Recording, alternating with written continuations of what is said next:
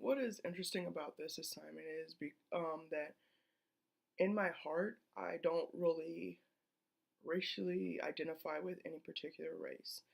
Um, my parents are military, both of them. When I grew up in Germany, I spent 7 years there. So I really identified with just being an American because you're on a base, you're in a foreign country, and y'all make it together.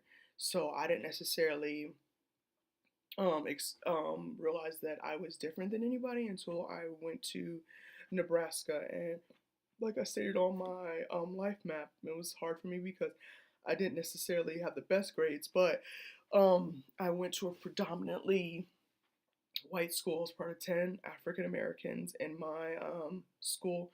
And I was going through puberty. I was doing I was in the inferiority and versus industry phase. I was around 12 years old once I hit middle school, and 12, 13 years old, and I was in the mix of Legally Blonde, Clueless. I love Spice Girls. My shoes were, I had the 5-inch platform shoes, so I liked what I liked, and I never seen anything wrong with what I liked. But that was when it was made aware to me that I was an Oreo, and I didn't necessarily understand the term Oreo until I came home one day and actually told my mom. I was like, "Hey, look, Ma, what is an Oreo?"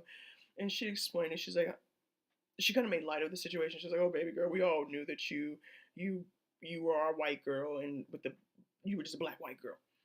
And so once she explained that to me, I actually was really offended by it. And the longest, I used to get really upset when people would call me an Oreo because if you actually see me, my how I speak is what is I'm technically, I guess, not black enough. It wasn't allowed in my household. I had to say all my vowels, my consonants, and it was no nonsense when it came to your education.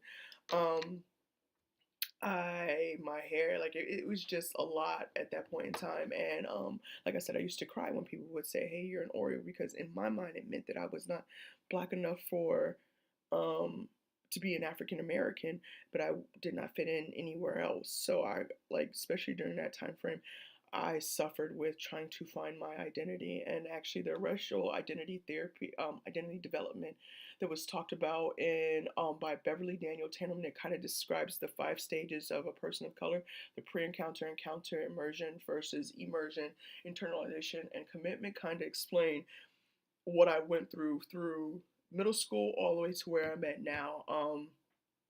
I assimilated that I wanted to be accepted by all the white people because that was what I knew. In Nebraska, my middle school, everybody wants to be accepted, and it's a predominantly white middle school. I wanted to be accepted by them, and to know that I would never be pretty much accepted hurt. And even by my African American side because I wasn't doing what they were doing. Now my biggest event was the first time I was ever called the N word, and that was in school. This guy, he bullied me, and he just came off one day, was like, "That N word," and I remember that I didn't necessarily respond to him because I never knew it as a slur. So it was like, "You said this word." And actually, I went home, and as a matter of fact, I repeated the conversation. I was just like, "Hey, Ma, this is what happened." And she was more upset than I was. And I was like, "Why are you upset?" And then she explained it to me. And then that's when I realized, I'm like, why does the color of our skin, I guess, matter? And then it was made apparent to me that something that I cannot change, that I'm born with, will always be a factor in how somebody perceives me.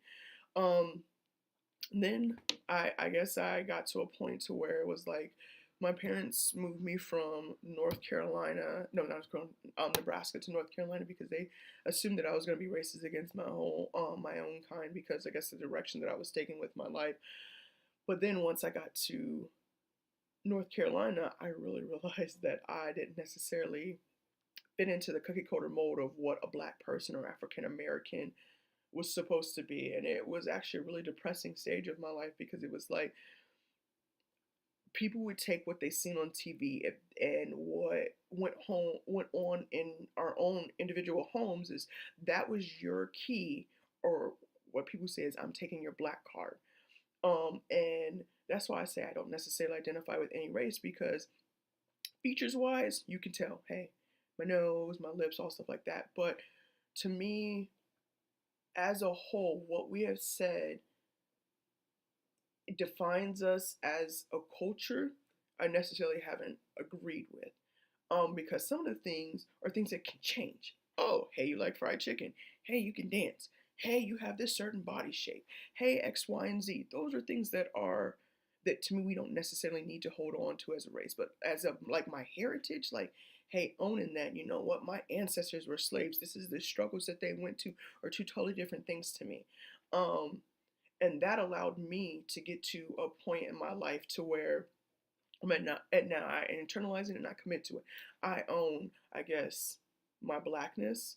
I see myself as an American. You can say African American if you need to know that I'm black. You can see that I'm black, but I said that I'm an American. If anybody asks me, because I see us all as equal and we're all a part of this. But now, if you start to ask me about my history, yes, we can get into that and we can have a conversation about that.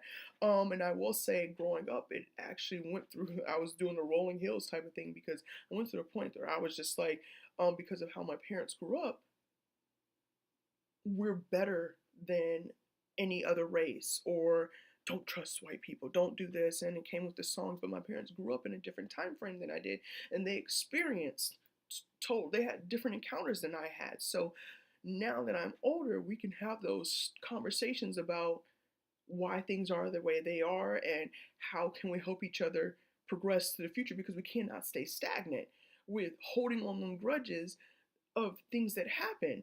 Because my job, I feel, is now that I know this information is to teach you, hey, why, hey, let's progress. This is how this might be offensive. Now, I do have a lot of racial encounters. Just the one in school, I've had some since I've been in the military, of being considered the angry black woman, because that's twofold, because it's one, I'm a woman, and two, now I'm an African American woman, and it's just um and I was taught that, you know, hey, I'm a dedicated emotional person. When I put forth effort, you're gonna know. But because that is to me not a man trait, that it's you're an emotional woman. So that can go on another tangent. But I will say that, hold on, let me slide to it. Growing up, understanding my race has opened up, and understanding my heritage and understanding that I really don't identify with any particular race has opened up a universe for me, because I can see other people and understand their plights and realize that there's inequalities in every race. And because I can see that and I understand that, it allows me to take my personal experiences and help people get through theirs and say, okay, cool, you might need to look at it this way, that you haven't seen this, or and I identify ways that people might not necessarily realize that they're either being racist or using common, like, what everybody identifies as, hey, this is what you are as African American, and using that to help everybody else. Um, Now I don't get as angry as I used to get. I used to get angry at the word Oreo. I used to get angry at the N word.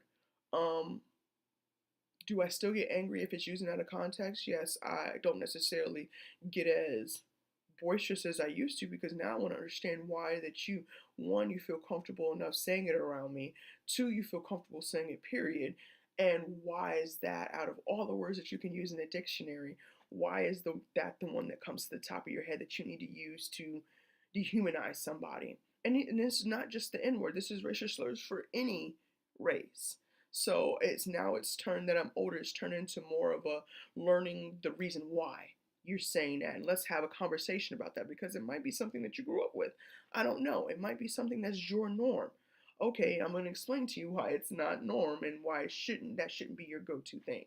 So, I hope I answered all y'all questions. It was interesting reading on different topics of what kind to, like, the racial identity for whites, the racial identity for people of color, and how they kind of mesh together. If you have any other questions, just let me know. Y'all have a good day.